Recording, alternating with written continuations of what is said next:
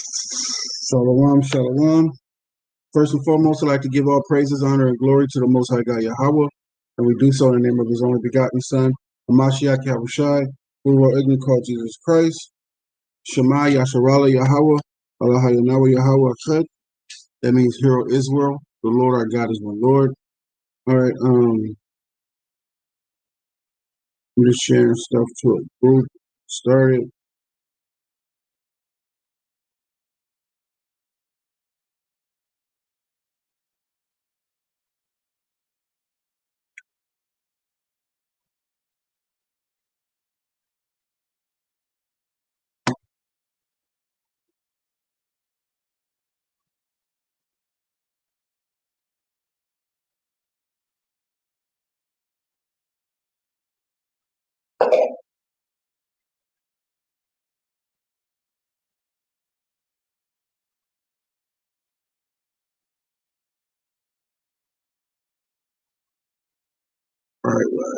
Right. So,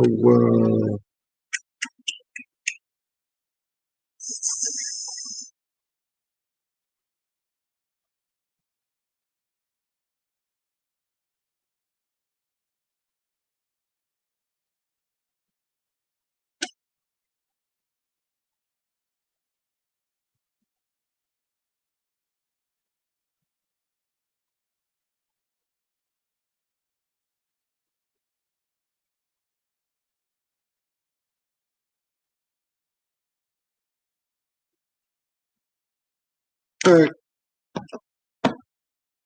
So,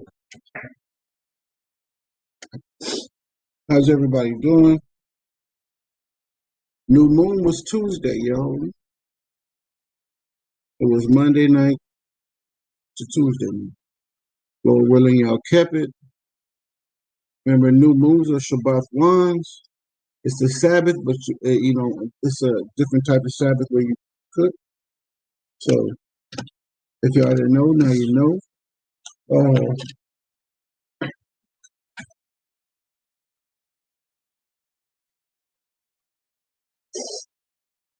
Breakdowns all over the place. If you read the Torah, which is the first 5 books of the Bible, you would notice. If not, ask questions. I will be happy to break down. It's okay. So, give me a second. Started.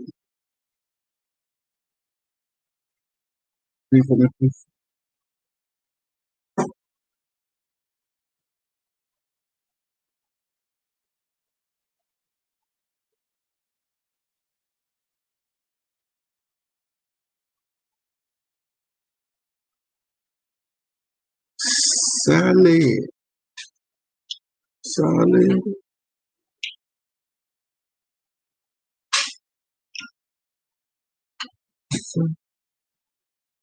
Solid. Solid. Everybody got a platform to go live. Everybody want to be seen. Talk. That's crazy.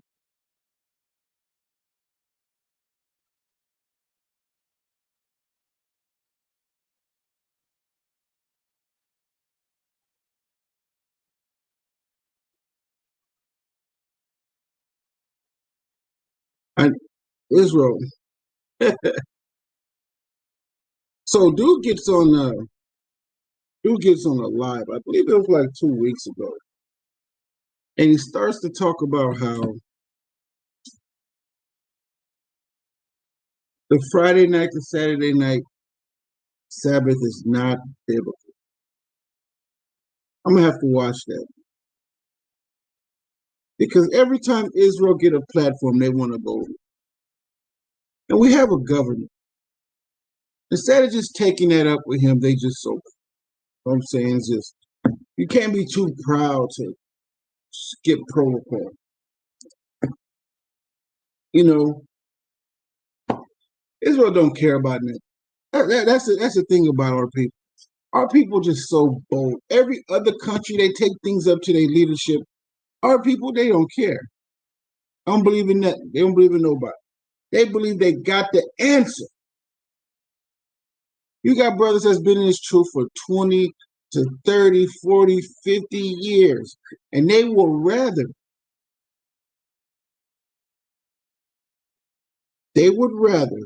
go off their own understanding than to get counsel.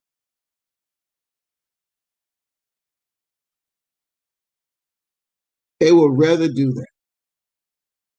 And that's not biblical. Is how do you think you got the answer? Hey, and by all means, Yahweh may have blessed you with a good understanding. But I don't get it how you've been in the truth. I don't know how long the brother been in the truth, but I smell milk. You know what I'm saying? And how is it that you've been in the truth for this short amount of time? And I know it ain't been over 5 years, because I ain't seen the brother. Yeah, you know what you talking about. You don't want to bring it up with no elders. You just want to go live and feed the sheep. Because when you go live, you're feeding the sheep. You feeding your Yahweh Bashem Yahushua sheep. That's what you're doing. And they're listening to you. And they're taking all this stuff in. This is Ecclesiastes chapter 37 and verse 7. Every counselor extolleth counsel, but there is some that counseleth for himself. Beware of a counselor, and know before what need he hath, for he will counsel for himself, lest he cast a lot upon thee. So that is to say, he can be like, I got somebody over here, they cool, man, it's my buddy. I be talking to them all the time. You know what I'm saying? I be counseling with them. Man, who you be counseling? Where you get that doctrine from? Man, hey, man, man, hey, the Most High gave me this doctrine by Hashem Yahushai. And, I got brothers and sisters I talk to over here. You know what I'm saying? Hey, he gonna throw your name in there. Nobody gonna think it's you.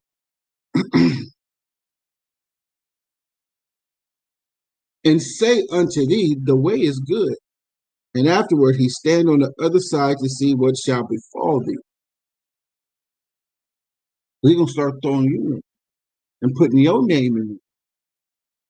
And then he gonna stand on the other side to see how you fall.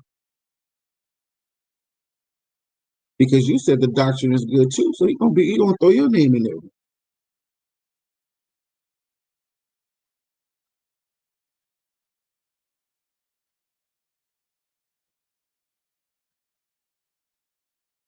Sirach 37 and 16. Let reason go before every enterprise, and counsel before every action. This brother did not want to take counsel. It's a sticky situation when you're dealing with doctrines, man. But to teach that the Friday night to Saturday night is not the Sabbath, when is the first day? When is the first day? That's what I want to know. That's what you asked, brother. When is the first day? Let's start there first. Anybody, when is the first day of the week? That's what you ask. When they start talking about the Sabbath, when is the first day of the week?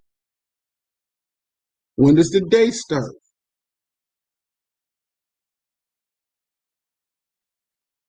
There's so many ways to do this. And how he got that is going to amaze me. I gotta listen to this. You gotta watch it. It will amaze me to see what he comes up with.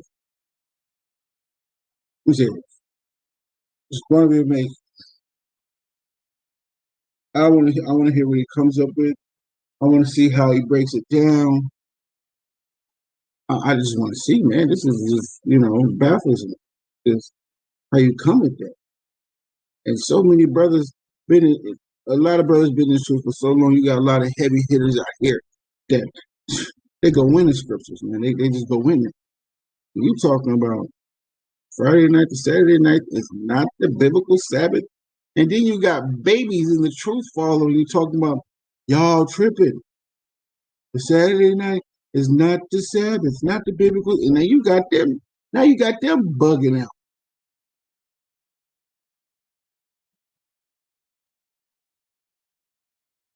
And it's mostly sisters that, they single mothers and they're looking for somebody that likes them and want to show them the truth.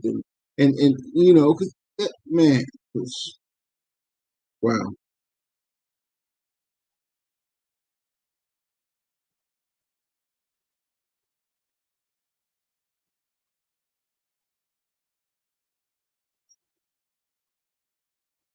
crazy, I tell you. People just have no respect for protocol. Can you give me one of them? Oh, so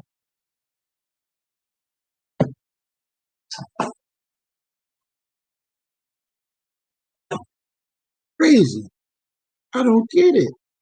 You don't even want to take your doctrine up with the elders. You don't want to do that. The government is full of elders, man. You don't want to take that doctrine up with them. You don't want to, I would like before I take this out here. That'd be the best thing. If I believe they're doing something wrong, I'd rather take it up to the government and be like, all right, check this out, man. I believe my doctrine is right, and I want to debate y'all first.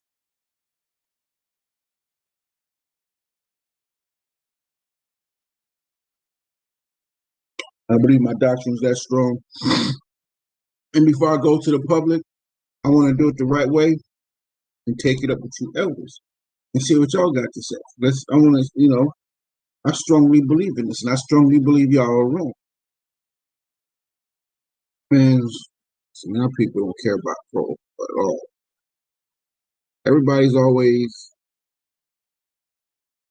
well, how can I say it? Everybody's always looking for self, looking after self. So, all right, cool. Today we're going to start in the book of Numbers 16, Numbers chapter 16, verse 1 to Numbers chapter 18, verse 32. And we're going to be going over, today's class primarily deals with rebellion against the appointed leadership of the nation of Israel. Like we're dealing with now. The rebellion against leadership. The rebellion against leadership is a sin. If you're going against the leadership of the camp, the government, anything like that, rebelling against it, Yahweh, why Yahweh Shai wants to kill you. If somebody's been put over you and you're rebelling against it, that's leadership. They're over you. Rebellion. You got a rebellious wife. Brothers and sisters that are rebellious is as witchcraft. Rebellion is as witchcraft.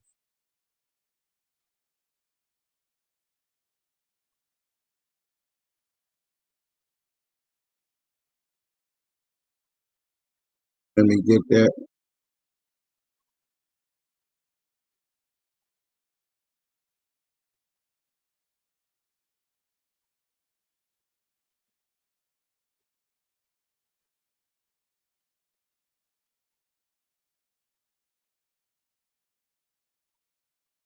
First Samuel 15:23.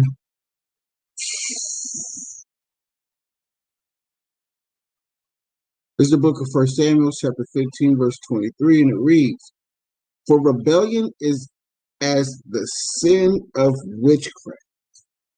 And watch this. "And stubbornness is as iniquity and idolatry, because thou hast rejected the word of the Lord. He has also rejected thee from being king." Cut that off. For you brothers that are rebellious, like the brother that just want to come out and feed the sheep, just whatever doctrine, don't want to go up to the government and take that up there and see how strong it stands, and say he just wants to bring it out and be proud like that. He's being looked at really bad.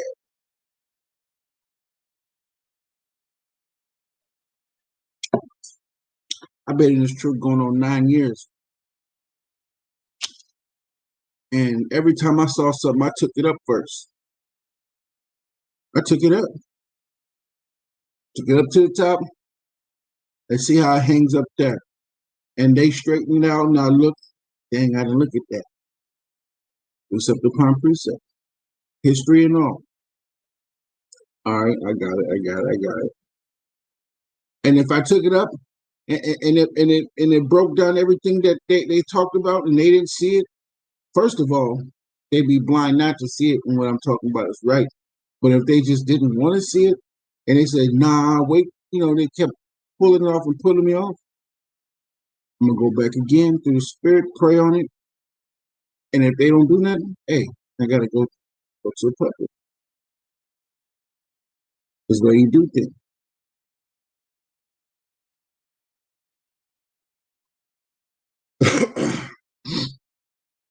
So,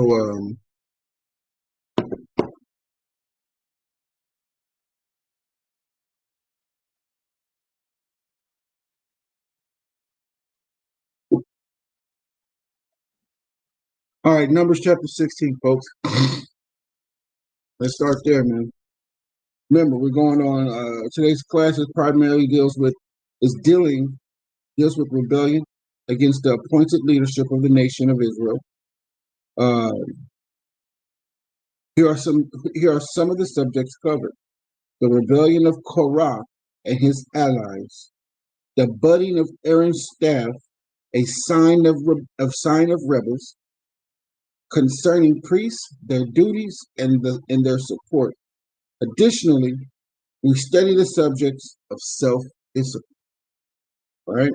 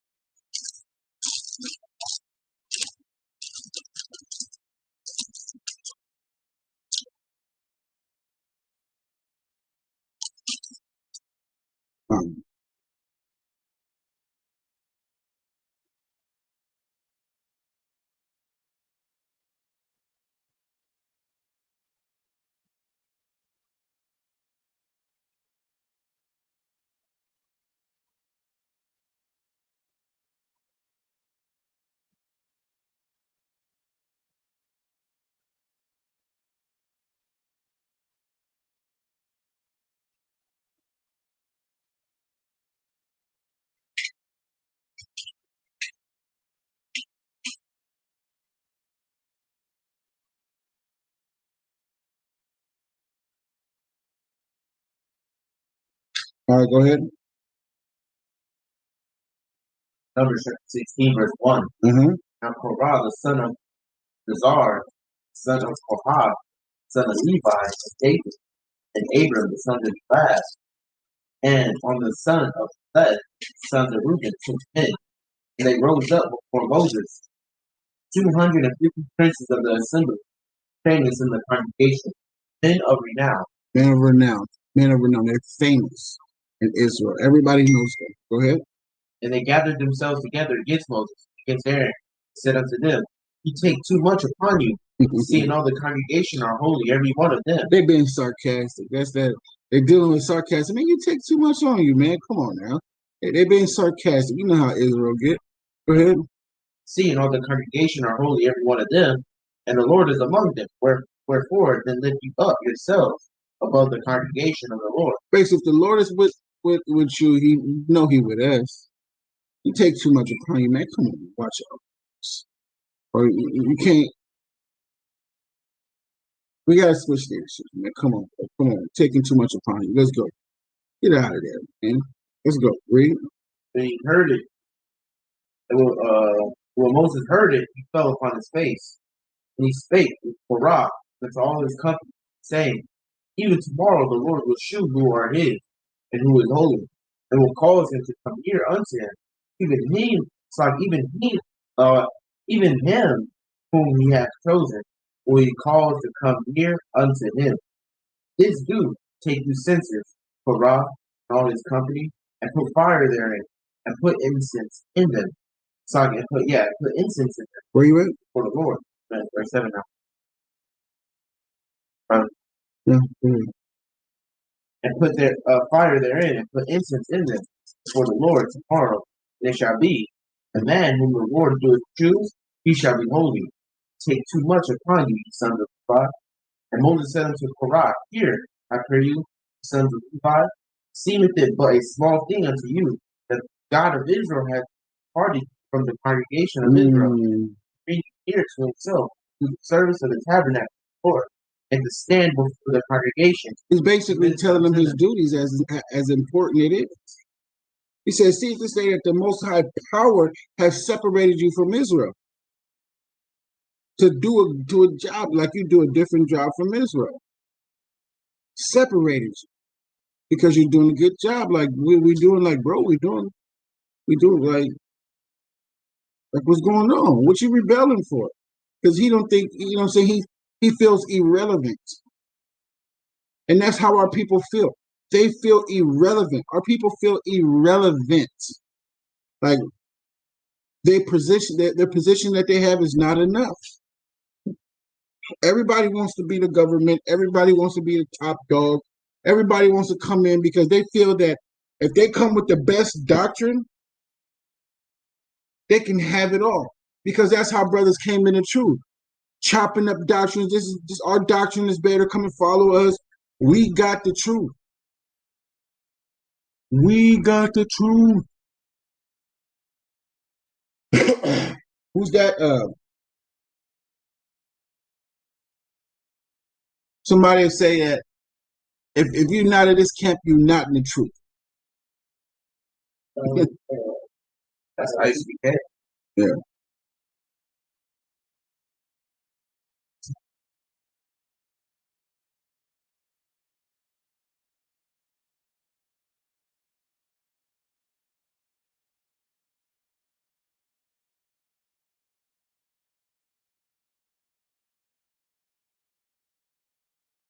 Yeah, at the same time, that's just how brothers are. They feel irrelevant. And once people start feeling irrelevant, man, they try to exalt themselves to make themselves feel relevant. And that's not cool. He said in verse 8, and Moses said unto Korah, Hear, I pray you, ye sons of Levi, seemeth it but a small thing unto you. Man, this should be a small thing unto you, that the power of Israel has separated you from the congregation of Israel to bring you near to himself, to do the service of the tabernacle of the Lord. But that job ain't good enough for them. They want their job. And that's where it is start to be sin. Because now you're trying to take somebody else's job. And what the Most High gonna do? Most High is about to show you. When you don't do the job that you were given to do, you try to do somebody else's, this what happens. See, in the world, everybody likes to compete for somebody else's job, but in Israel, you just do the same job your whole life. Do y'all ever see anybody doing different jobs in here? Yeah, besides they were anointed with? Yeah. Like what? Oh, no, not beside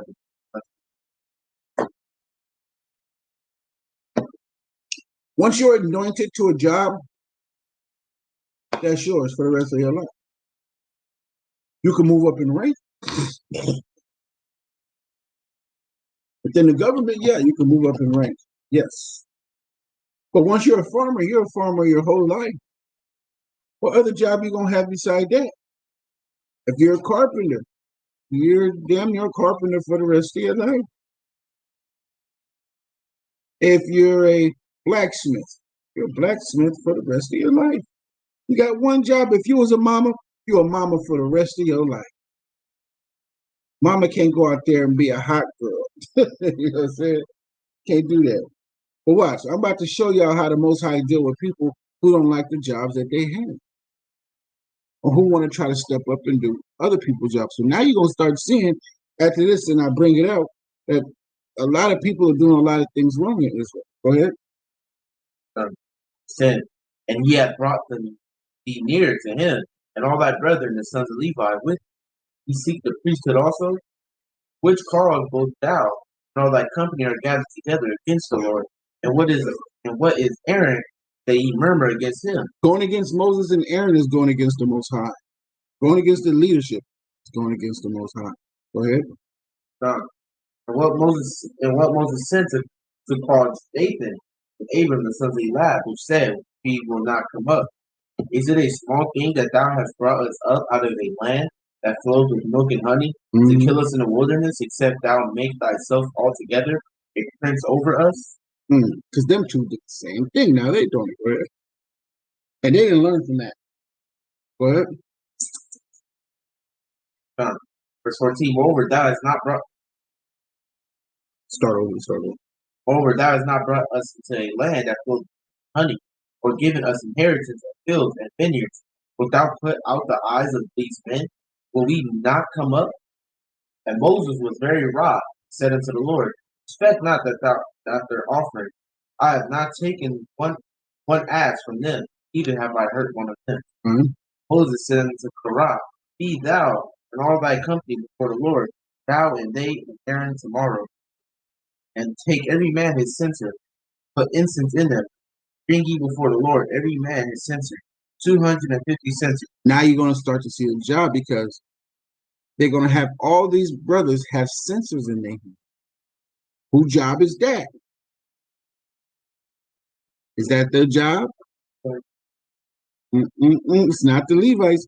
Aaron is a Levite, but the Most High calls his what would you say? How would you say it? Well, he's a tribe of Levi. Aaron's a tribe of Levi, but his office, only an Aaronite can do it.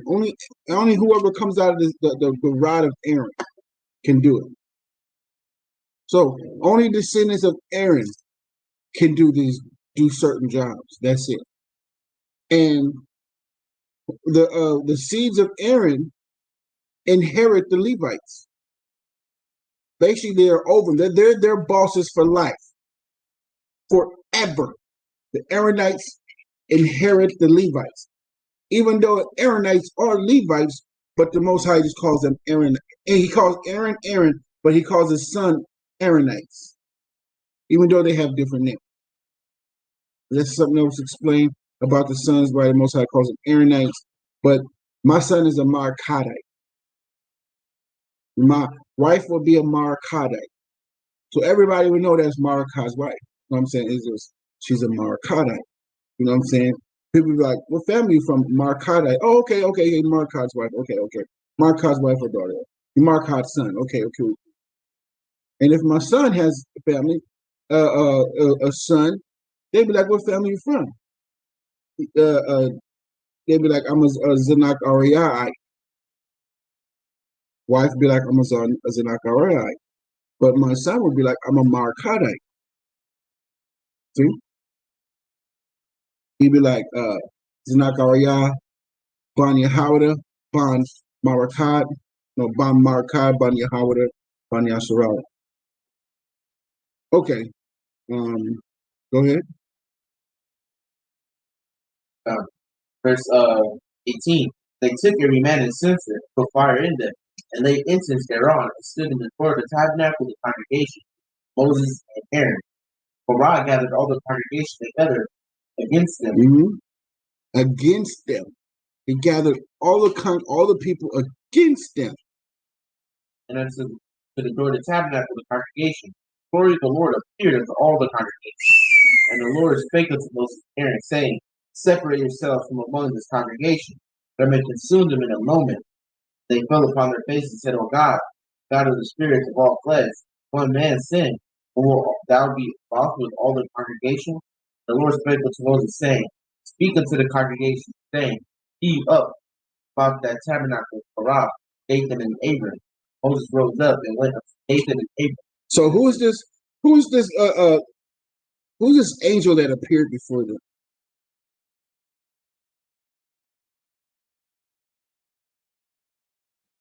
Who can give me that? Who's this angel that appeared before them?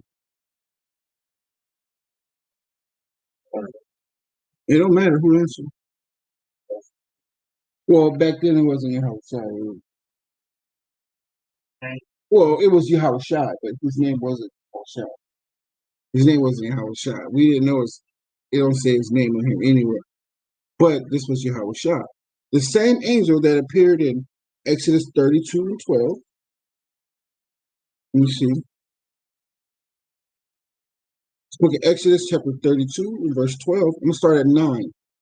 And the Lord said unto Moses, I have seen this people. Behold, it is a stiff-necked people. Now therefore let me alone, that my wrath may wax hot against them, and that I may consume them, and I will make of thee a great nation. He said that was like the second time he said that. This right here is the destroyer, the angel of the destroyer that went before Israel, the destroyer. So I will have to go here to prove my point of who this is for you guys. And you know, most Christians, you know, they like the New Testament. So I'm gonna go here. This is the book of 1 Corinthians, chapter 10, verse 1. Moreover, brethren, I would not that ye should be ignorant, how that all our fathers were under the cloud and all passed over the sea, right? And were all baptized unto Moses in the cloud and in the sea, and did eat the same spiritual meat, and did all drink the same spiritual drink. For they drink of that spiritual rock that followed them, and that rock was Christ. That was Yahushua back then. He was the angel of the Lord from the beginning and on. I'm not done. Let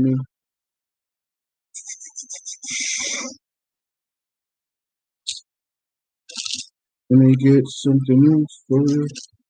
Just to, you know, for edification's sake. Mm.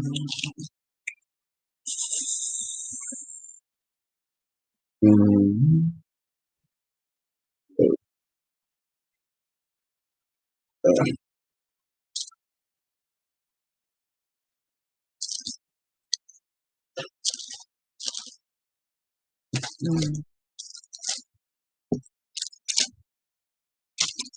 need to get another book. This book not gonna hold up after a while.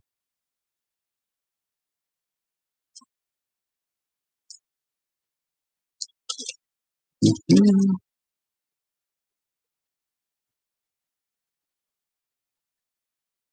I'm gonna get Exodus 15 and 6 first. I'm gonna start at 3. Exodus chapter 15, verse 3. The Lord is a man of war. The Lord is his name. Pharaoh's chariots and his host had cast into this. Pharaoh's chariots and his host had he cast into the sea. His chosen captains are also drowned in the Red Sea. The depth have covered them.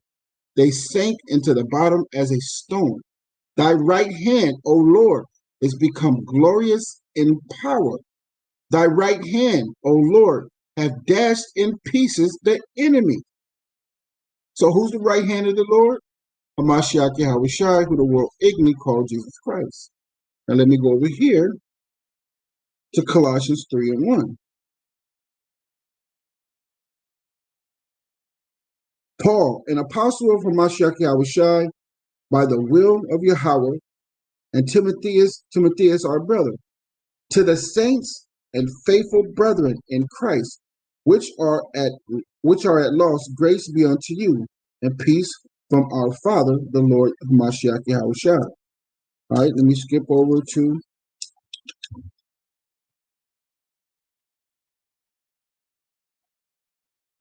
verse 12. Giving thanks unto the Father, which hath made us meet to be partakers of the inheritance of the saints in light, who have delivered us from the power of darkness, and have translated us into the kingdom of his dear Son, in whom we have redemption through his blood, even for the forgiveness of sins, who is the image of the invisible God, the firstborn of every creature. That's why he's the first begotten, because he's the firstborn of every creature. That means us. When you go to Genesis 1 and I believe 17, talks about creatures, that's right there. That's us. For by him were all things created that are in heaven and that are in earth, visible and invisible, whether they be thrones or dominions or principalities or powers. All things were created by him and for him. And he is before all things, and by him all things consist. And he is the head of the body, the church, who is the beginning, the firstborn from the dead, that in all things he might have the preeminence. All right? For it pleased the Father that in him should all fullness dwell, and having made peace through the blood of his cross, by him to reconcile all things unto himself by him. I say, whether they be things in earth or things in heaven. And you that were sometimes slack, and you that were sometimes alienated and enemies in your mind by wicked works, yet now hath he reconciled in the body of his flesh through the death. So this right here, proving all things, is Hamashiach Yahushua from the beginning. And when you go to Genesis 1 and you start reading to chapter 2, that's him doing everything. And then you can go to First John and you can read, that's him doing everything. You go to Colossians and start where I went and show him doing everything. You can go to First Corinthians chapter 10 and verse 1, showing you who was following our ancestors in the wilderness, proving all things. So who is this showing up right here? It was Hamashiach Yahushua as an angel of the Lord.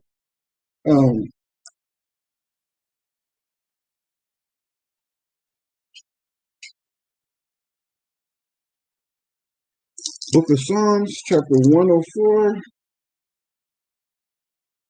in verse 4. Who maketh his angels spirits and his ministers a flaming fire. Ministers and teachers, spirits are angels of the Lord, right here. A minister, angel means what again? Yeah, messenger, sorry. Messenger, ministers, teachers, all right, the Alahayim. So, when Korah gathered all the congregation against them unto the door of the tabernacle of the congregation, the glory of the Lord appeared unto all the congregation. Now he came out of the cloud, boom, and everybody saw him. That should have told everybody to back up, but that was the second time. That was the second time he had to appear. He had to come down out of the cloud, man, in the wilderness is like, hey, nah, it ain't going down like that. It ain't going down like that. Okay? So go ahead, tonight, I just wanted to give y'all that. Numbers 16, verse 5. Moses rose up and went unto Dathan and Abiram, elders of Israel followed him, spake unto the congregation, saying, Depart, I pray you, hence of these wicked men, and touch nothing theirs, these ye be consumed in their sins. So they gave up the altar for the tabernacle from Dathan and Abram every side. Dathan and Abram out, stood in the door of their tents, their wives, sons, children, who said, Hereby you shall know that the Lord has sent me to do all these works, for I have not done this of my own mind. And let me repeat this again, 1 Samuel 15 and 23. For rebellion is as sin of witchcraft, and stubbornness is as iniquity and idolatry. Because thou hast rejected the word of the Lord, he hath also, you rejected the word of the Lord. Who's the word of the Lord? You can go to 1 John. You rejected Hamashiach Yahushua. That's the Most High's word. Comes to bring the word, the angel of the Lord. That's him. Y'all just think the word of the Lord just is the Bible. Nah, man. Yeah, it is. But he's talking about the angel of the Lord, Hamashiach Yahushua. Y'all got to listen to this. Y'all got to know these things. For rebellion is as sin of witchcraft, and stubbornness is as iniquity and idolatry. Because thou hast rejected the word of the Lord, yet also rejected thee from being king. Go ahead. Rebellion is as sin, man. Where you at?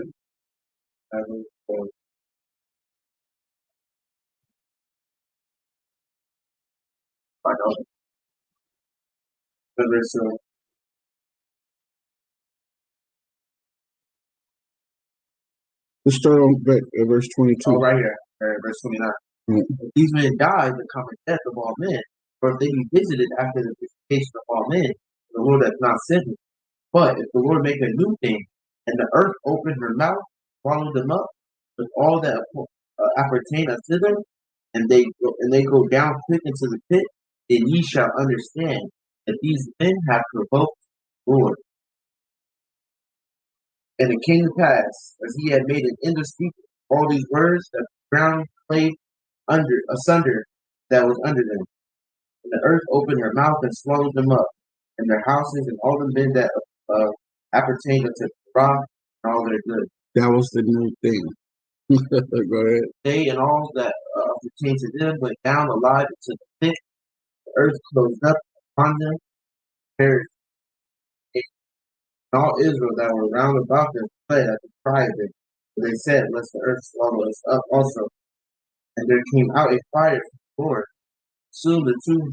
You know the cry of them as they were going down in the pit, all them and their families. That his wife died, his kids died, all of Korah's family died with him right then and there. The Most High took all of them with them. Go ahead. And all Israel that were round about them fled at the cry of them. For they said, lest the earth swallow us up also. And there came out a fire from the Lord and consumed 250 men that offered incense. The Lord spake to Moses, saying, speak unto Eleazar the son of Aaron the priest, that he take up the censers out of the burning, scattered thou the fire yonder, they are hollow.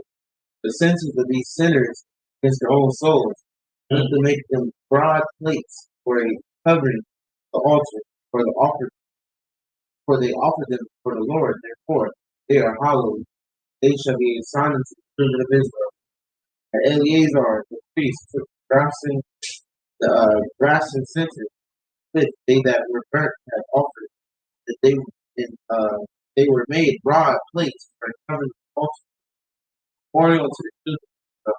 And no stranger, which is not of the seed of Aaron, come here to offer incense to the Lord. So who's the strangers? Who's the strangers? For the stranger. That's not and doing that job. Yeah, doing that. If you're not doing that job, you are the stranger.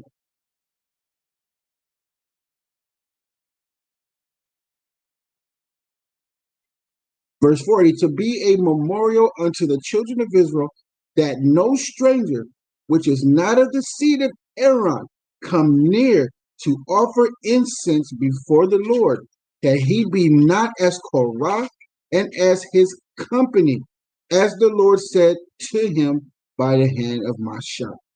You are a stranger, and you will be put to death.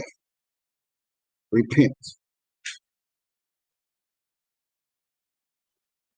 So, what it said, a stranger should not come through. Remember, I was reading in the book of Exodus when I think it was the Asherite or something came towards the tabernacle with the heathen, and one of the Levites took a javelin, shoved it between the two of them.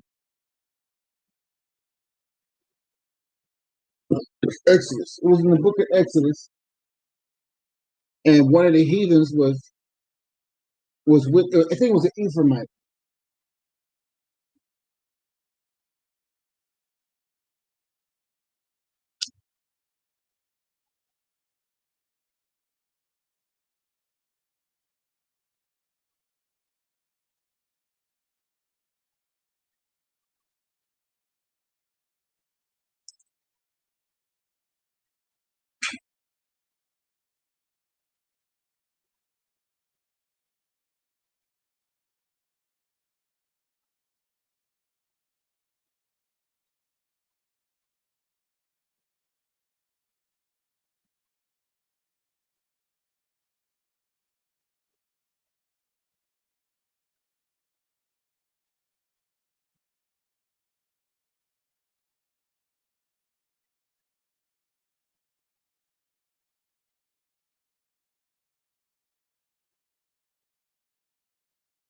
Oh yeah, it's like way up here. We're gonna be reading about it probably next week.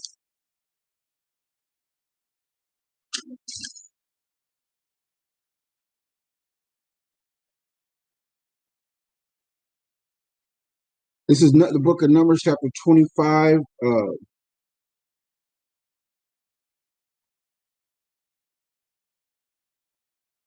Start at verse 5. And Moses said unto the judges of Israel, slay ye every one his men that were joined unto Baal Peor. And behold, right? And behold, one of the children of Israel came and brought unto his brethren a Midianite woman in the sight of Mashah, and in the sight of all the congregation of the children of Israel, who were weeping before the door of the tabernacle of the congregation. And when Phinehas, the son of Eleazar, son of Aaron, the priest, saw it, he rose up from amongst the congregation, took a javelin in his hand, and went after the man of Israel into the tent, and thrust both of them thorough, the man of Israel and the woman thorough her belly. So the plague was stayed from the children of Israel. They went inside. That was a stranger. They wasn't supposed to go inside. The children of Israel don't even go inside.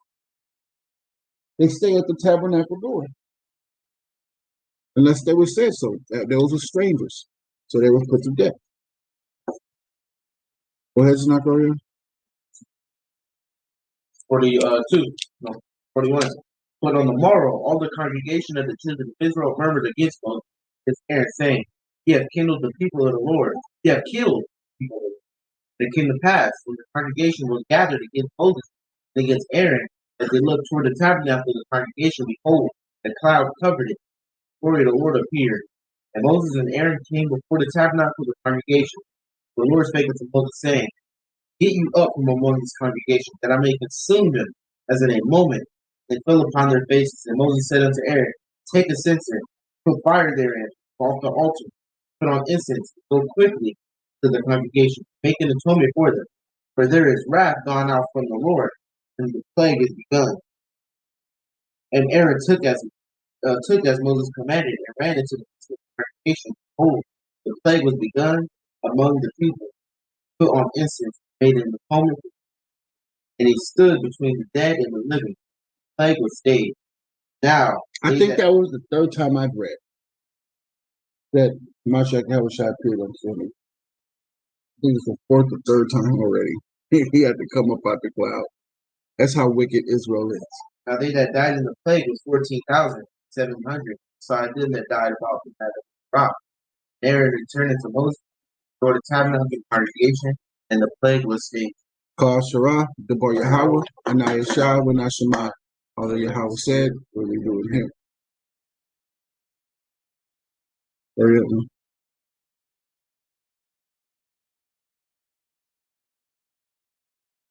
I think that was the fourth time that the angel of the Lord, which is Hamashiach Yahushua, appeared unto the congregation for our wickedness.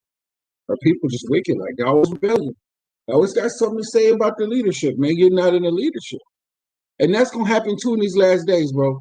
When we out there on the land and stuff, and Lord willing, the Most High let us be there amongst brothers, and where we are, you're gonna have some people trying to rebel over leadership. You can't rebel over leadership. Who's ever in leadership over you, that's just who the Most High put over you. You follow, you listen, shut the hell up, and let's go. But can't rebel over leadership, man. We have leadership for a reason. That's order. May everything be done decently in order. That's 1 Corinthians 14 and 40.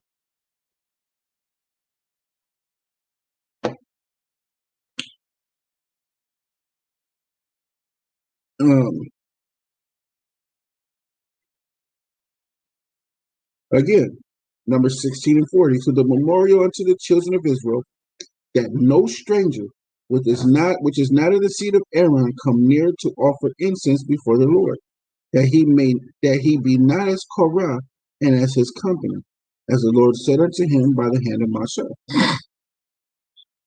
It's not your office. But the Most High does that with us. The Most High, if he's doing that with them, he's doing that with everybody. If it's not your job, it's not your job, man.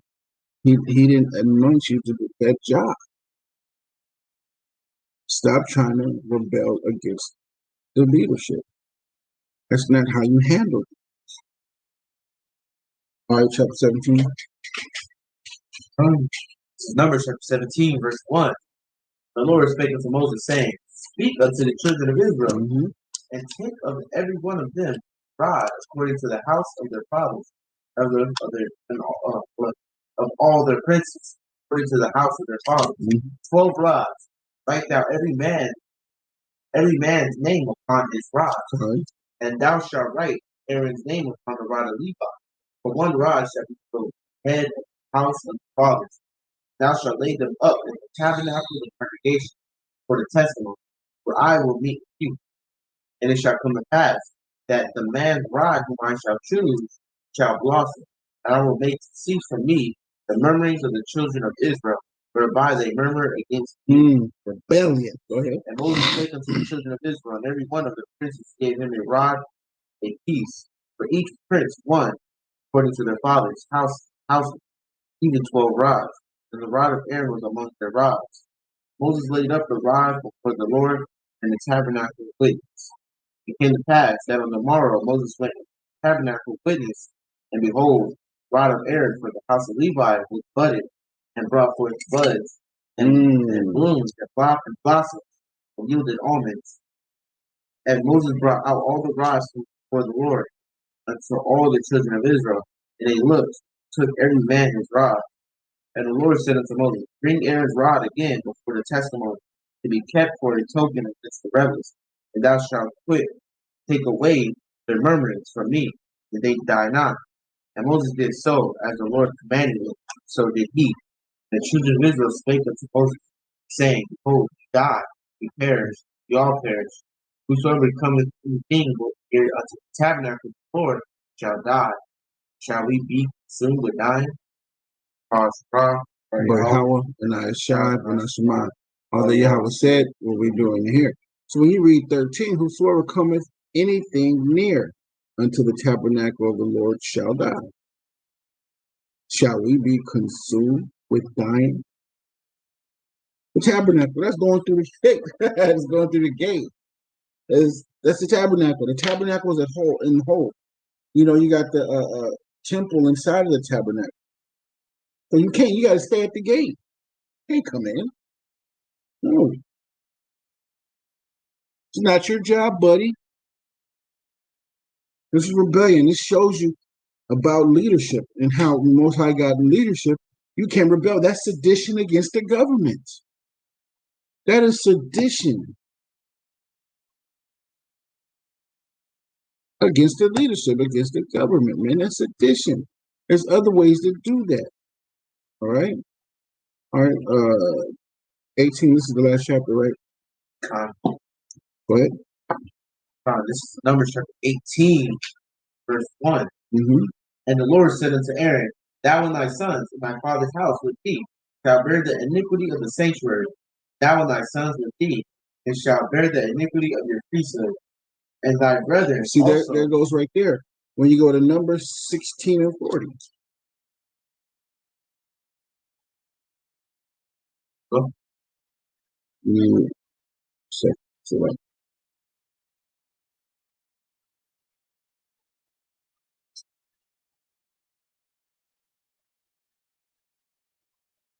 Go ahead. That's Numbers 16 and 40 right there. Go ahead. Verse 2. And thy brethren also the tribe of Levi, the tribe of thy fathers, bring thou with thee, that they may be joined unto thee, and minister unto thee. But thou and thy sons with thee shall minister before the tabernacle of witness. And they shall keep thy charge, and of all the tabernacle, only they shall not come nigh. And they shall keep thy charge, and the charge of all the tabernacle, only they shall not come nigh the vessels of the sanctuary, and the altar, that either they or you also die. And they shall be joined unto thee, keep the charge of the basically saying they shall be Levi. Levi means join unto thee. So go ahead. Yeah. Verse 5. Ye shall keep the charge of the sanctuary, charge of the altar, that there be no wrath any more upon the children of Israel. Behold, I have taken your brethren, behold, I have taken your brethren, the Levites, among the children of Israel, To you they are given as a gift of the Lord, to do the service of the tabernacle of the congregation. Therefore, thou and thy sons with shall keep your priest's office for everything of the altar within the veil. You shall serve. I have given your priest's office unto you as a service of gift, and the stranger that cometh nigh shall be put to death. It's crazy because nowadays you don't know Fahrenheit. You don't. You really don't. You really don't. It's just that's why you just don't do things, man. You know, and you know what's the fun part is I came up with he did this breakdown a while back because brothers was burning incense. And then when I read this again, I was like, okay, now I get it. Because that's just not our job. And it's very dangerous. It's dangerous. And it's like, all right, cool, who's gonna take heed? It's just at the end of the day, who's gonna take heed? I mean, we ain't got nothing else saying that it's okay for us to do it. This is saying we can't do it. What else do we have? It's dangerous. It's a dangerous thing. Go ahead. God. And the Lord spake unto Aaron, behold. Yeah, verse 8. Verse 8, right? Verse 8? Verse 8. And the Lord spake unto Aaron, behold, I also have given thee the charge of my heave offering. And start at verse 7. So just start at verse 7. Therefore thou and thy sons with thee shall keep your priest's office. Office for everything of the altar within the veil. Ye shall serve. I have given priest's office to you of a service of gift. Stranger that comes nigh shall be put to death. The Lord spake unto Aaron. So that was plain right there when he said, I have given your priest's office unto you as a service of gift, and the stranger that cometh nigh shall be put to death. Go ahead. And the Lord spake unto Aaron, behold, I also have given thee charge of mine heave offering of the hollow things in the children of Israel to the heave I have given them by reason of the anointing to thy sons in the ordinance forever. This shall be thine of the most holy things, reserved from the fire, every oblation of theirs, every meat offering of theirs, every sin offering of theirs, every trespass offering, which they shall render unto thee, shall be most holy for thee and for thy sons. In the most holy place shalt thou eat it, every male shall eat it, it shall be the holy unto thee. This is thine, and this is thine, the heave offering of the gift, all the wave offering of the children of Israel. I have given them unto thee, and to thy sons, to thy daughters with thee, by a statute forever. Everyone that is clean in thy house shall eat of it. All the best of the oil, all the best of the wine, and all of the first fruits of them they offer. Lord, them have I given me. Whatsoever is first ripe in the land, which they shall bring unto the Lord. These are the most holy things that belong to the Levites. Okay? These are the most holy things. This is what they get. So when you bring your when we go to Feast of the First Fruits, and we take the first of everything, our dough, everything first, is theirs. Because they do the service of the Most High Yahweh. And Yahweh gave it to them. Go ahead. He gave them the best of everything, because that's what you would give the Most High. Wouldn't you give the Most High best of everything? Your first? And then all the firstborn of the males belong to what? Yahweh. If you got a firstborn son, he belongs to the Most High. From birth. I know when I get another firstborn, he's gonna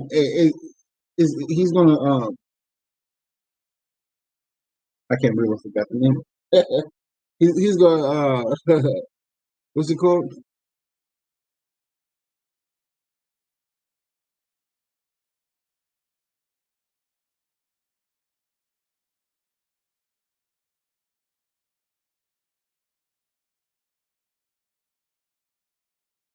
I know when I get another firstborn, he's gonna take the Nazarite vow. The Nazareth. from birth. No grapes, no nothing, my wife won't be drinking no strong liquor or anything like that. No grapes of the vine, nothing. Period. Point blank. All right, go ahead, finish. Verse 15. Everything that openeth the matrix in all flesh, which they bring unto the Lord, whether it be of men or beasts, shall be thine. I just said it. Go ahead. Nevertheless, the firstborn of man shalt thou surely redeem, and the person of unclean beast shalt thou redeem. I just said it. I forgot that was right there. Your firstborn son belongs to the Most High. Period. You're gonna have to raise him from a peanut butter cup on up. Go ahead. And those that are to be redeemed from a month old shalt thou redeem according to thy estimation, for the money of 5 shekels, after the shekel of the sanctuary, 20 gerahs. But the firstling of a cow, or the firstling of a sheep, or the firstling of a goat, thou shalt not redeem. They are holy. Thou shalt sprinkle their blood upon the altar, and shalt burn their fat for an offering made by fire, for a sweet savor unto the Lord. And the flesh of them shall be thine, and the wave breast, and as the right shoulder are thine. All the heave offerings of the holy things, which the children of Israel offer unto the Lord, have I given thee, and thy sons, and thy daughters with thee, by a statute forever. It is a covenant of salt forever, for the Lord unto thee, and to thy seed with thee.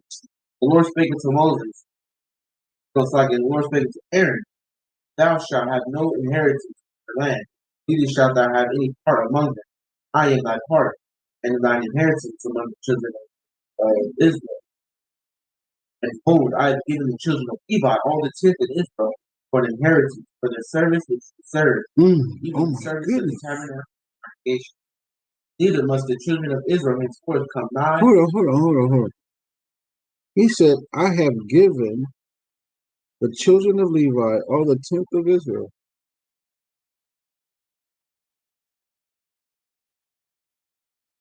Keep reading.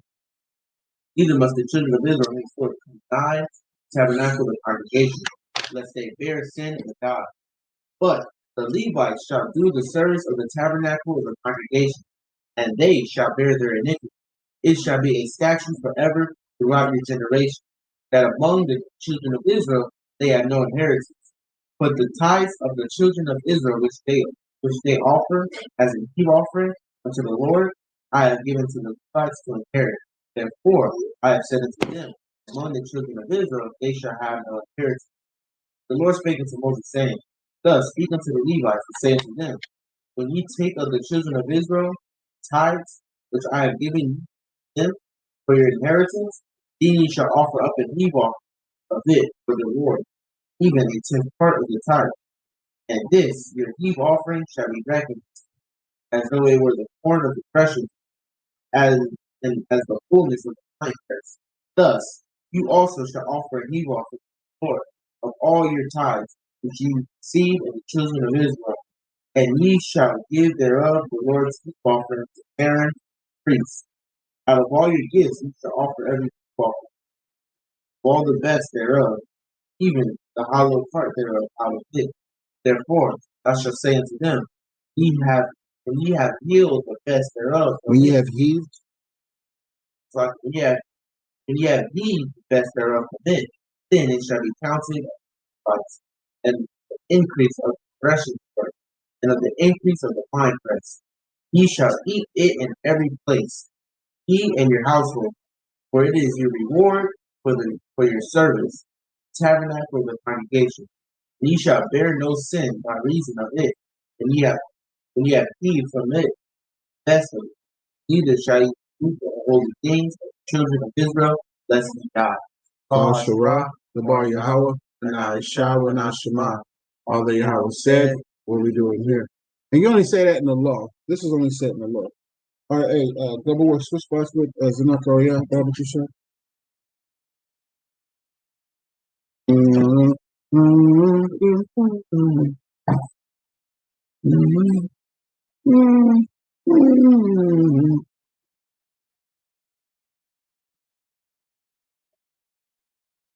So we're going to go to the book of 1 Samuel, chapter 11. So chapter 11, verse 14.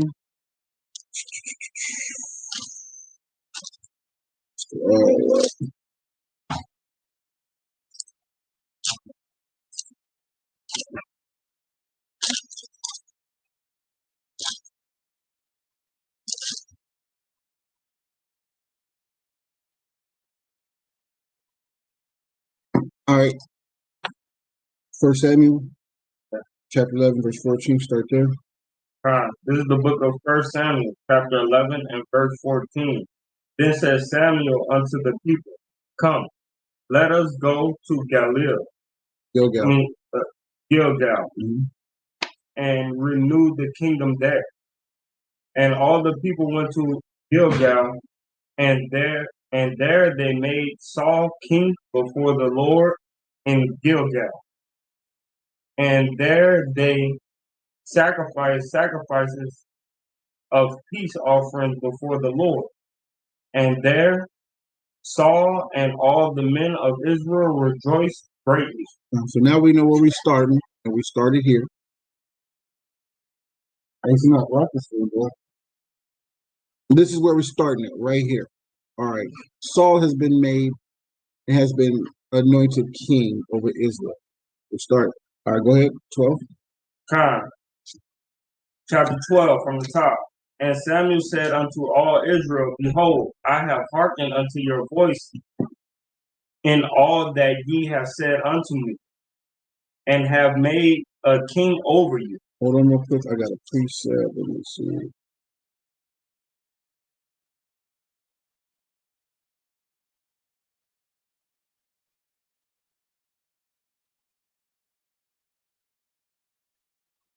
Never mind. Don't worry about it. Keep reading.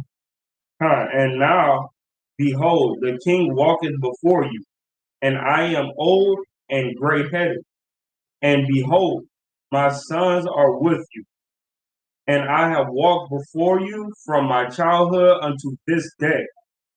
Behold, here I am, witness against me before the Lord. So he's saying basically witness against me. He said he wants somebody to come up against him if he has done anything wrong. He said witness against me. Go ahead. And before his anointed, whose ox have I taken? Or whose ass have I taken? Or whom have I defrauded? Whom have I oppressed? Or of whose hand have I received of any bribe to blind mine eyes therewith? And I will restore it to you. And they said, Thou hast not defrauded us, nor oppressed us, neither hast thou taken aught of any man's hand. I mean, he haven't taken no bribe from nobody. The congregation is saying that to Samuel. Man, you haven't even taken that from no bribe from nobody. Go ahead. And he said unto them, The Lord is witness against you, and his anointed is witness this day, that ye have not frauded aught, Salakia, that ye have not found aught in my hand. And they answered and said, He is witness. And Samuel said unto the people, It is the Lord that I have advanced Moses and Aaron, and that brought our fathers up out of the hand of Egypt. So when you look at verse 6, and Samuel said unto the people, It is the Lord that advanced Moses and Aaron, and that brought your fathers up out of the land of Egypt. Meaning it's the Lord that that anoints and exalts people. He advances you. So if you get an advance in any congregation or government or camp, it's the Lord that advances you. He sees your advancement. He sees where you are, and he puts you over people. He's like, all right, cool. I need you for them. I need you for them. I need you for them. All right, Samuel is telling you it's the Lord that advances you. Go ahead. Now therefore stand still, that I may reason with you before the Lord of all the righteous acts of the Lord, which he did to you and to your father, when Jacob was come into Egypt, and your fathers cried unto the Lord, then the Lord sent Moses and Aaron, which brought forth your fathers out of the land of Egypt. Out of Egypt. Huh? It didn't say the land of Egypt. But start over at 8.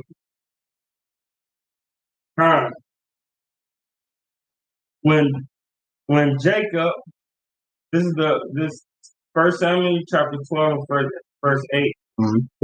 When Jacob was come into Egypt, and your fathers cried unto the Lord, then the Lord sent Moses and Aaron, which brought forth your fathers out of Egypt, and made them dwell in this place.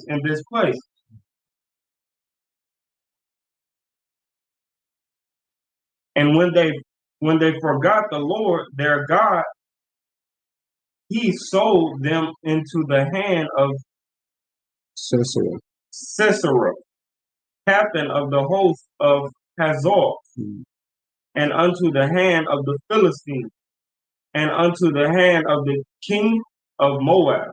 Into the hand. And into the hand of the king of Moab.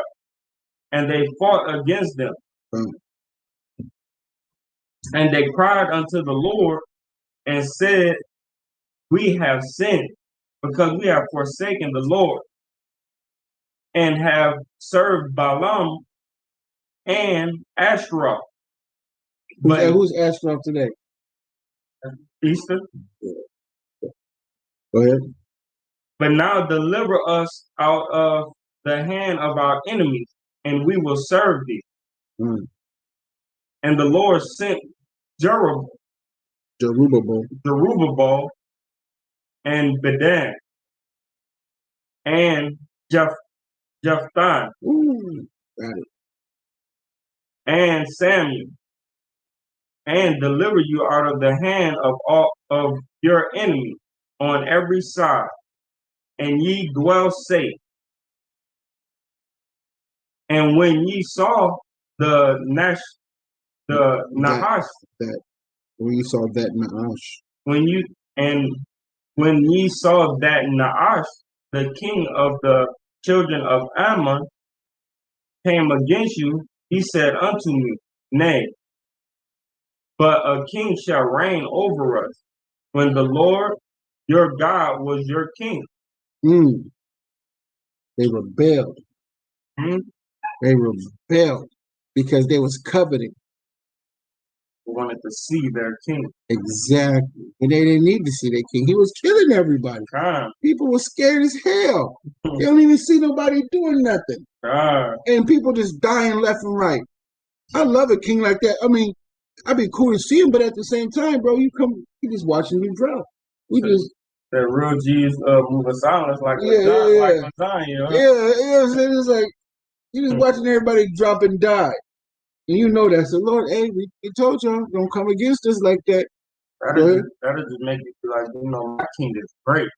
Exactly. You don't need to be seen. Hey, be like, son, watch. You see they just came against us. Now watch them all start dropping. What happened? Who did that? The Lord did it. God. Where is he? You don't need to see. No, he's there. Go ahead. Verse 14. If you will fear the Lord and serve him. No, you had 13. You had 13. 13? Yeah. Lock it. 1 Samuel chapter 12 and verse 13. Now therefore, behold, the king whom ye have chosen and whom ye have desired, and behold, the Lord hath set a king over you. If ye will fear the Lord and serve him and obey his voice and not rebel against the commandment of the Lord, then shall both ye and also the king that reigneth over you continue following the Lord your God. But if ye will not obey the voice, but if ye will not obey the voice of the Lord, but rebel. Who's the voice of the Lord? Mashiach. And then who else? Prophet. And who else in this right here? Who's his prophets right now? do that. You know, Samuel. Samuel. Exactly. Samuel. That was going to be the king. The king's a prophet Saul. too. Yeah. Saul's a prophet. But when it was in the wilderness, it was Moses and Aaron. Yep. Who's the voice now? We are. Exactly. If you're not listening to us, You ain't listening to the Lord. and they hate that. They hate that, bro. They just gonna tell me what I. They what I hate gotta that, do. bro. When people look at us, they be like, nah, with indignation and enmity, they look at us like, fuck this. I ain't listening to them. Y'all gonna tell me what to do? And then you got our wives, they show us no respect. You know? They be like, the voice of the Lord, we the voice. We his voice right now. We speaking for him. Right now, we speaking for you. We the voice. The money means so much.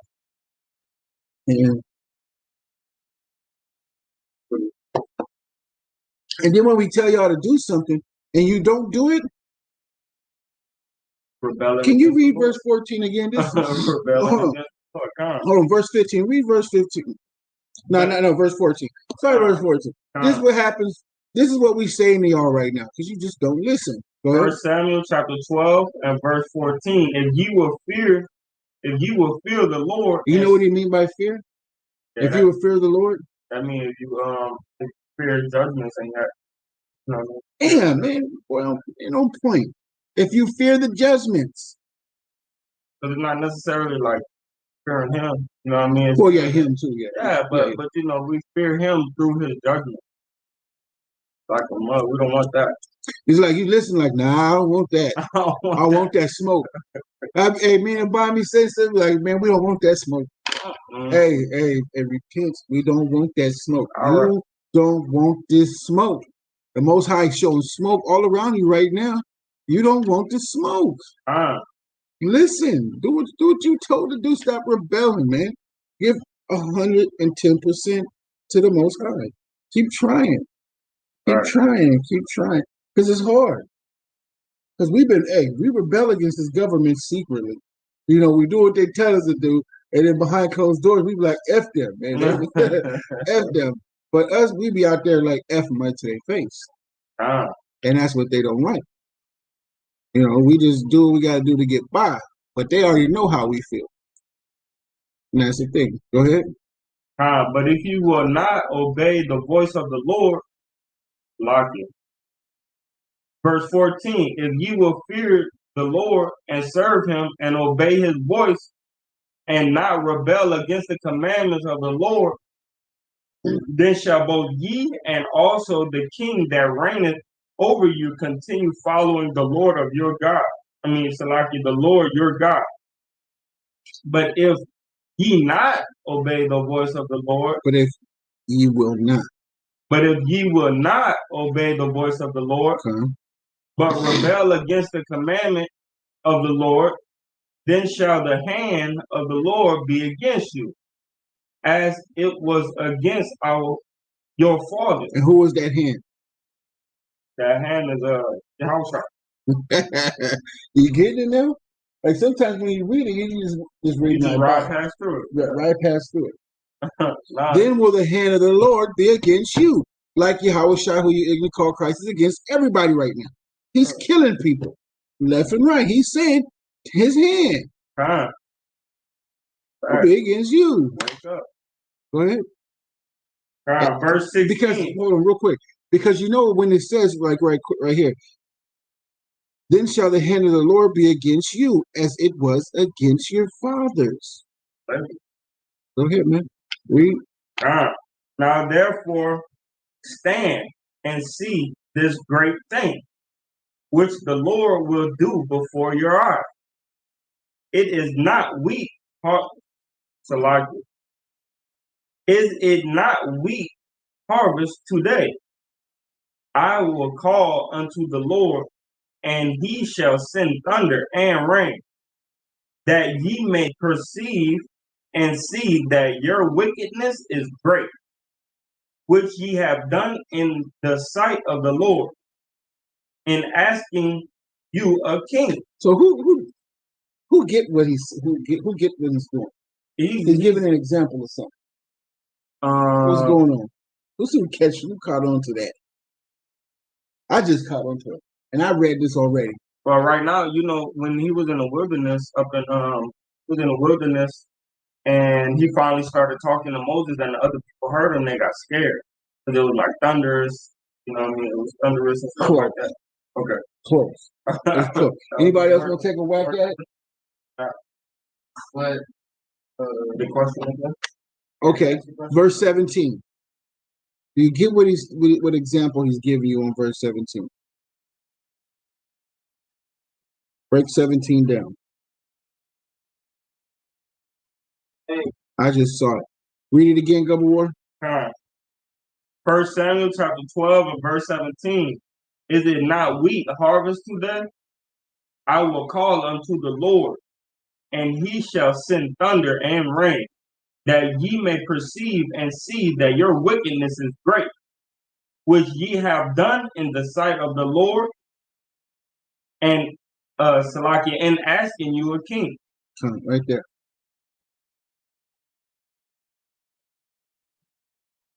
What? From the top? Verse 17 from the top. Is it not wheat harvest today? I will call unto the Lord, and he shall send thunder and rain, that ye may perceive and see that your wickedness is great, which ye have done in the sight of the Lord, in asking you a king. Yeah, so basically, they're asking them, they already have a king. They just want that they can beat. They disrespect the crap out of it. So most likely, you want to whack at it in the car? I think that's sad. For that, and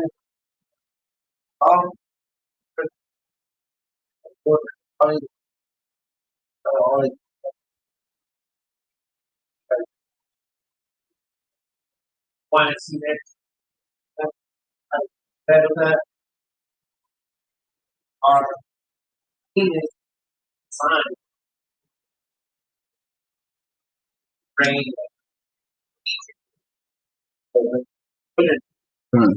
Y'all got that part. But this is the part I wanted y'all to see in verse 17. No. Is it not wheat harvest today? Does it rain during wheat harvest? No. No, it don't. It doesn't. So to show him the Most High power, which it don't rain during wheat harvest, he brought rain and thunder. He was saying he would, right? He did. I will call unto the Lord, and he shall send thunder and rain. Not saying he did, right? But he, like, if he asks him right now, while it's wheat harvest, he will send it. Well, in verse 18 it says, so Samuel called unto the Lord, and the Lord sent thunder and rain that day, and all the people greatly feared the Lord and Samuel. So it was wheat, just to show him it don't rain during wheat harvest. Yeah. But he made it rain and thunder that day. Pour up everything. Y'all really want to go against that? This is showing the Most High's power. That's what he did. He called on the Lord to do that. Hey, watch. Hey, certain people in a congregation is going to have spiritual powers to protect. Protect, man. Is it going to be in this congregation? Hey, we're going to be joining other people. So somebody over there may have a spiritual power. But at the same time, somebody going to have spiritual powers to protect the congregation. That's it. And they're going to be protecting the congregation and everything. So, man. But it don't rain at wheat harvest. But go ahead, finish 18. 1 Samuel chapter 12, verse 18. So Samuel called unto the Lord, and the Lord sent thunder and rain that day. And all the people greatly feared the Lord and Samuel. And all the people said unto Samuel, Pray for thy servants unto the Lord thy God, that we die not, for we have added unto all our sins this evil, to ask us a king. Man, they really understood now. They really understood now. We scared of both of you guys. Verse 20. And Samuel said unto the people, Fear not, ye have done all this wickedness, yet turn not aside from following the Lord, but serve the Lord with all your heart, and turn ye not aside. For then should ye go after vain things, which cannot profit nor deliver, for they are vain. For the Lord will not forsake his people for his great name's sake, because it had pleased the Lord to make you his people. So, moreover, as for me, God forbid that I should sin Oh, against. that was in that. That was in that. That's in that. So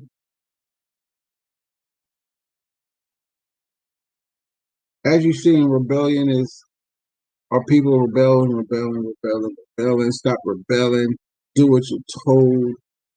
And I understand it's a hard thing, man. Doing what you're told, and you're living in this society right now. I can't. Let me stop that, because I be telling people to stop. Making excuse? No, making society sound like a person. Okay. You know what I'm saying? Living under Esau, man. You're just like you don't want to follow nobody, man. Looking at the world, looking at people around you today, it's like, man, you're not trying to follow nobody. You're not trying to follow nobody, man. Y'all wicked, and is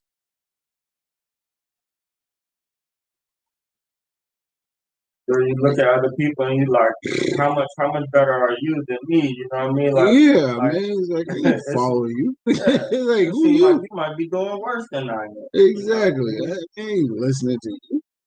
What listening to you for? You Who are know, you? and that's kind of how the spirit always been on it. Because I'm like, I'm gonna listen to you. Like I'm just as good as you. You know what I mean? Like, Exactly. but that's not true. That's not true. And some of our elders like know a lot more and show it. You know, Yeah. show it through their actions. All right, Nakar. So the next one, we about to read the gospel right now. Matthew chapter 26, verse 13 to verse 24. So turn, keep up with us.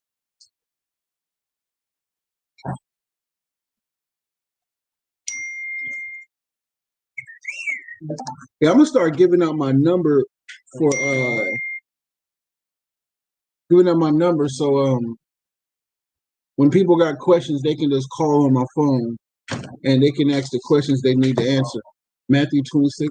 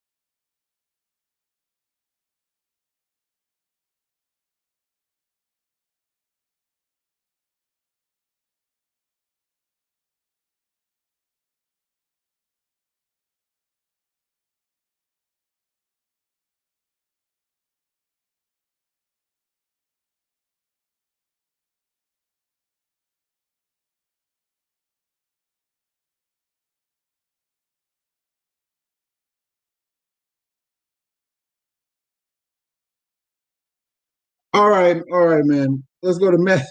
Man, I just want to beat you up right now. Shit. Matthew chapter 26, verse 13. Brother Prashad, please start. The book of Matthew, chapter 26, verse 13. Uh-huh. Verily I say unto you, wheresoever this gospel shall be preached in the whole world, there shall also this, that this woman hath done, told for a memorial of her. Mm-hmm.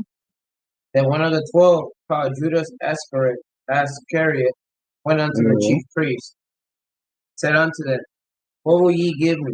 And I will deliver him unto you. And they and they covenanted with him for 30 pieces of silver. So now you got Judas Iscariot, man, selling out Yahweh Shai for 30 pieces of silver. That's a sin, man. You're not supposed to sell your brother out for gold. Go ahead. From that time he sought opportunity to betray him. Now the first day of the feast of unleavened bread, the disciples came to Jesus, saying unto him, where wilt thou that we prepare for thee to eat the Passover? And he said, go into the city to such a man, and say unto him, the master saith, my time is at hand. I will keep the Passover at thy house with my disciples. So understand, master just means teacher. It's like the head of your camp. Like the head of every camp is the master. He's the teacher. He's the head teacher of everybody. So like in slavery, you should be like, master, but that was your teacher. He wasn't no teacher, so he wasn't no master. And only a master can be those of your congregation, not your congregation at your school right there. You know, of Israel. Only the men that are over you in Israel. Those are the masters. So the Messiah, our master, which is Mashiach Yahweh Shai, but our first ultimate master is Yahweh, is his father, and then Yahweh Shai, and then those that who are over you. Go ahead. And he said, go into thy city, such a man said unto him, the master said, my time is at hand, and I will keep the Passover at thy house with my disciples. The disciples did as Jesus had appointed them. They made ready the Passover. Right. Now when the evening was come, he sat down with the 12. And as they did eat, said, verily I say unto you, that one of you shall betray me. They were exceedingly sorrowful, and began every one of them to say unto him, Lord, said I. And he answered and said, he that dippeth his hand with meat in the dish, the same shall betray me. The Son of Man, behold, as it is written of him, but woe unto that man by whom the Son of Man is betrayed. It had been good for that man if he had not been born. And that's rebellion. Huh? That's it right there. It's 24. And that's rebellion right there. That's what happens when your people rebel. They will even sell you out. And that's what's going to happen in these last days.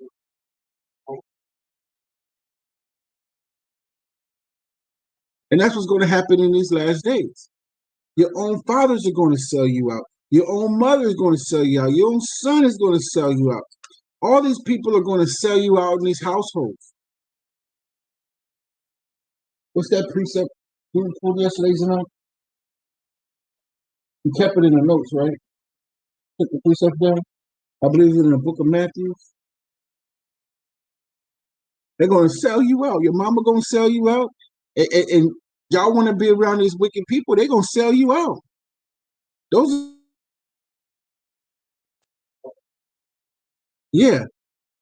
are going to be the ones that sell you out. You want to be around all these wicked people in these last days. You don't want to leave your mama. And this is for nobody personal behind you, because they know. This is for everybody that's in front of you. You. If anybody found it, get it. No, just read whatever you got. For I come to set a man at variance against his father, and the daughter against her Book, mother. chapter, verse. Oh, it's not. My bad. Chapter 10, verse. What's the book? Matthew chapter 10, verse 35.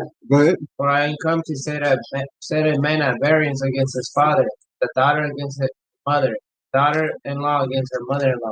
Right. And a man's foe shall be they of his own household.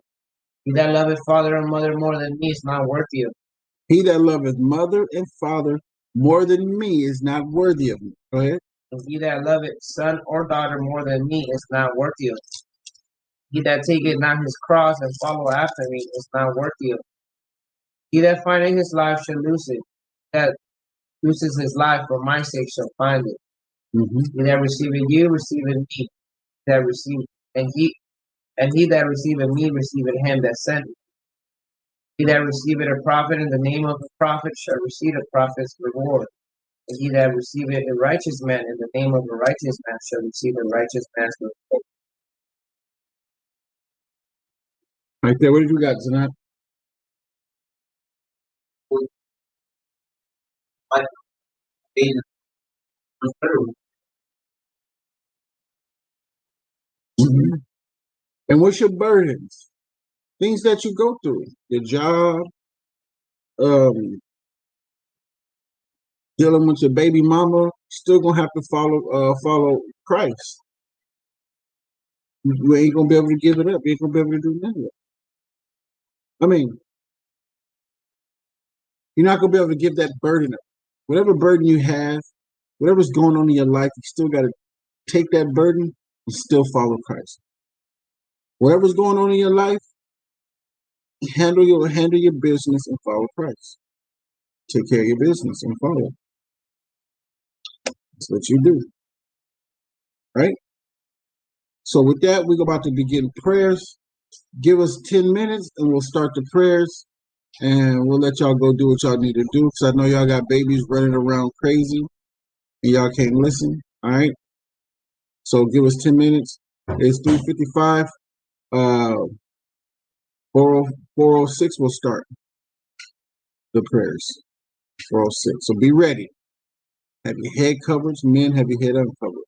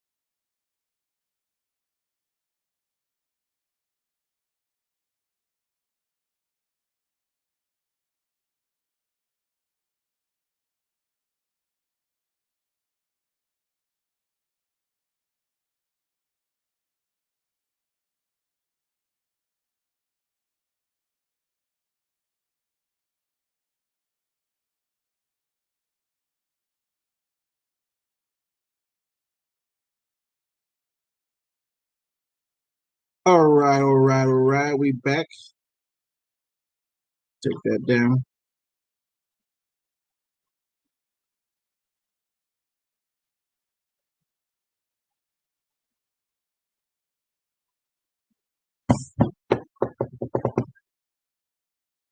It's all right. Car on the left side. Forward side.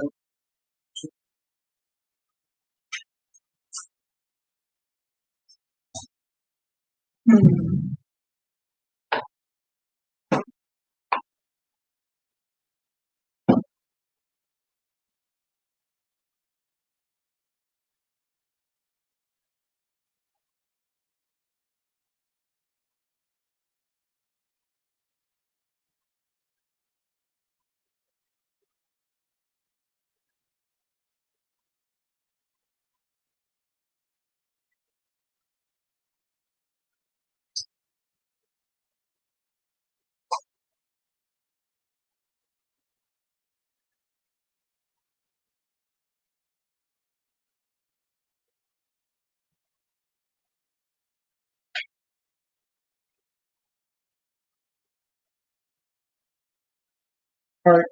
I've been out there. Going to start with Matthew chapter 6, verse 9. But first, we're going to say that I've been out there first. Hebrew.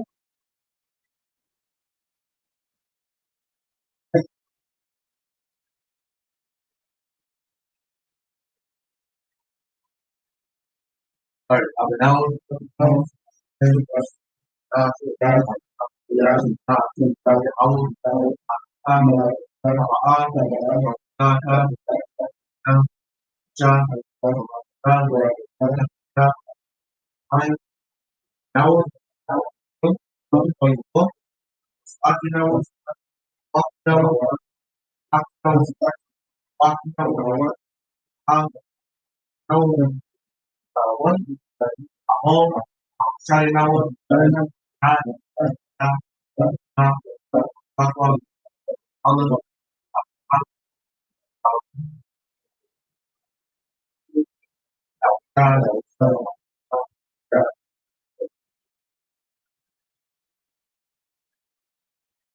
On English.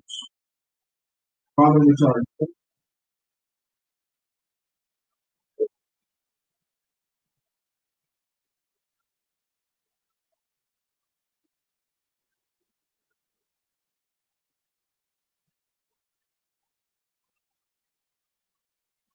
Our Father, Father, who art in heaven, hallowed be thy name. Hallowed,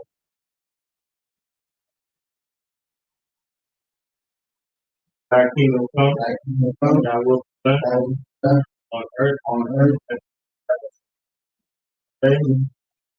Bread as for us, God, thine is the kingdom, God, power, power, forever. and We are Christ, God,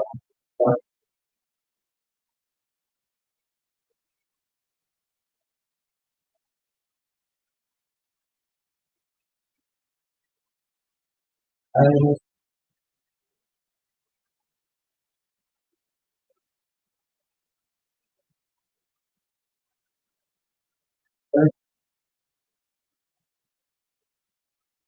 praise and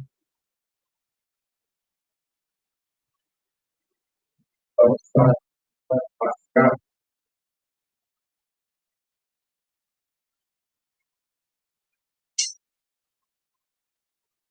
All right. This is the Asherah. Okay. Psalm chapter 8. Chapter 5. Blessed are they that glory back to the praise. Happy is that. Happy is that our high. I will extol thee, our higher. Blessed thy name. Every day will I bless, praise thy. Praise Yahweh. Witness from generations of faith by word. I will speak of the glorious honor of thy neck.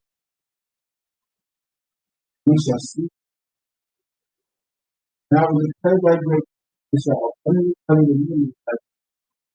Shall see of thy righteousness. Yahweh is gracious, full of compassion, slow to anger. Yahweh is good to all, and the mercy are over all. All thy works shall praise thee, O Yahweh. Thy saints shall bless thee. They shall speak of the glory of thy kingdom, talk of thy power. Make known to the sons of men thy kingdom is an everlasting, thy dominion are all. Power until the call that call, raising the call forth, the eyes of all will thou givest them their deep. I open thy hand, satisfieth the desire of every living. Yahweh is righteous, O Yahweh is nigh unto all them that call upon him, all that call upon him. He will fulfill the desire of them that fear him. He also will hear the cry. He will save you. Yahweh preserveth all them that love him, and all the wicked put. My mouth shall speak praise of the power, that all bless the things ever in heaven. For we will bless the Yahweh at all. Hallelujah. Hallelujah.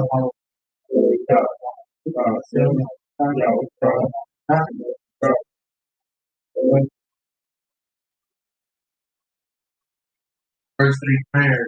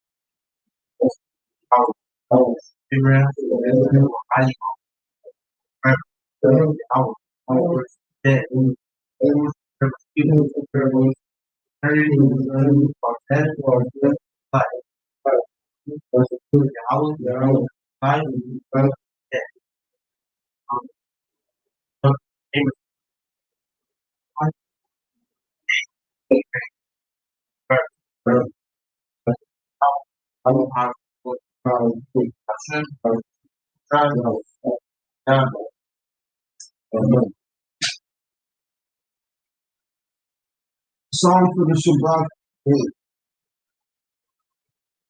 It is a good thing to give thanks unto Yahweh. She forth their loving kindness and point, like this, on an instrument of truth, on the couch, on the heart, as the Yahweh is made better. I will triumph in thy works of my prophet, which man neither do they punish. The wicked is the grass, neither do they understand. When the wicked spring as the grass, and all workers of the clothes, it is that they shall be words forever. Yahweh, Lo, enemy, power, for lo, thy enemy shall perish. All the workers of iniquity shall be scattered. My horn shall thou exalt. I shall be anointed with fresh oil. My eye also shall see my desire of my, and my ears shall hear my desire of the people. Righteous shall flourish like a palm. He shall grow like a cedar in Lebanon. Those that have been planted in the house of power shall flourish in the courts of our highest. They shall still bring forth aid. They shall be fat and flourishing. So that Yahweh is perfect. He is my rock. There is no other. Hallelujah. Hallelujah. Hallelujah.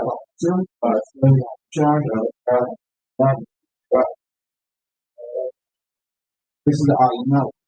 It is our duty to place the master all, to ascribe greatness to the author of, who has not made us like the nation of has placed us like a family, who has not made our portion of good, our destiny, their move. They worship vanity, pray to a God, not Satan. God, in worship, thank the supreme King, holy one, blessed be, who extend the heavens, establishes the throne of glory, powers presence, our God, our truth, He is our King. As is written in the Torah, we shall know and take to heart this day that Yahweh is our honey. For Hallelujah, hallelujah, hallelujah, hallelujah.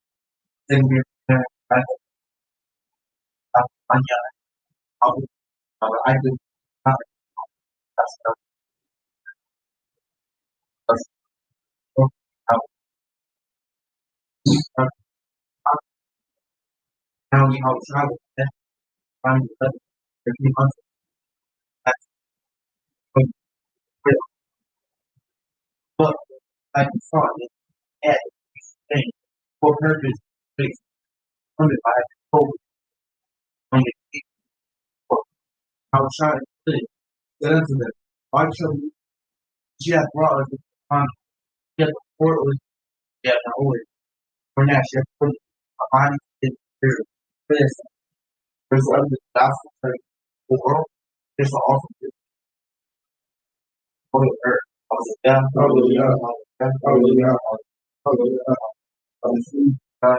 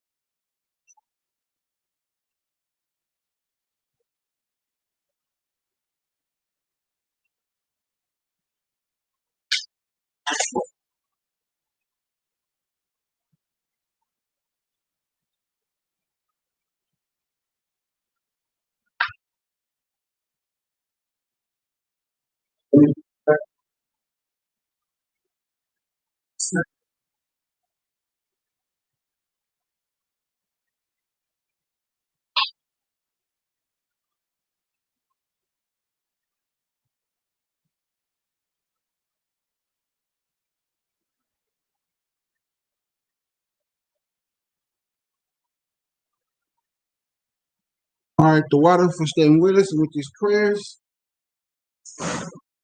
Yahweh Bashem, Mashiach, Yahweh Shah, Barakatham, to all y'all, Shalom.